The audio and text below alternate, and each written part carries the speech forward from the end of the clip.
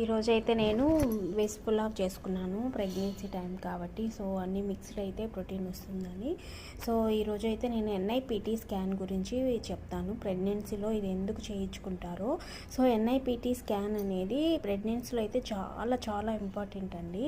So ఎందుకంటే ముందు బేబీస్కి ఏమన్నా ఇష్యూస్ ఉన్నా లేకపోతే సో డౌట్ ఉండి తర్వాత బేబీ ఎలా ఉంటుందో అని థింక్ చేసినప్పుడు అండ్ ఫ్యూచర్లో బేబీ హెల్త్ ఇష్యూస్ ఎలా ఉంటుంది, బేబీ హెల్తీగా ఉంటుందా లేదా అని తెలుసుకోవడానికి ఎన్ఐపిటి ఇప్పుడు చాలా ఇంపార్టెంట్. అందరూ కంపల్సరీగా చేయించుకుంటున్నారు.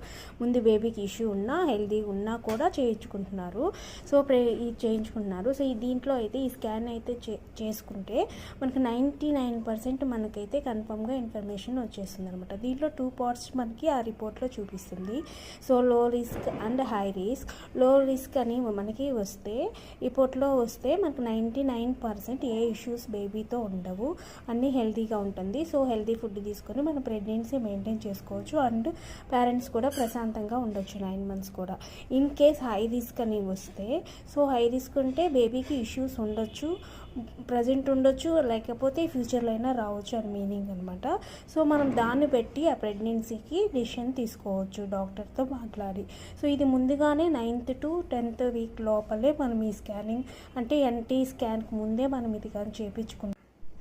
సో మనకి ముందుగానే ప్రాబ్లం ఉందా లేదా అని తెలుస్తుంది. ప్రాబ్లం లేదంటే మనము ప్రశాంతంగా 9 months హెల్తీ ఫుడ్ తీసుకుంటా మెయింటైన్ చేసుకోవచ్చు. ఇన్ కేస్ ఉంది అంటే దాన్ని బట్టి మనం డెసిషన్ తీసేసుకోవచ్చు డాక్టర్స్తో మాట్లాడి. సో ఇది సేఫ్ టైం స్కాన్ కాబట్టి సో కొంచెం థింక్ చేసి మనీ అయితే దీనికి కాస్ట్ అయితే నార్మల్ అడ్వాన్స్డ్ 2 parts ఉంటాయి. నార్మల్కి అయితే 15,000 మనీ తీసుకుంటారు, అడ్వాన్స్కి అయితే 18,000 మనీ అవుతుంది. కొంచెం కాస్టే ఉంటుంది. ఇదైతే హైదరాబాద్లో ఇలా ఉంటుంది.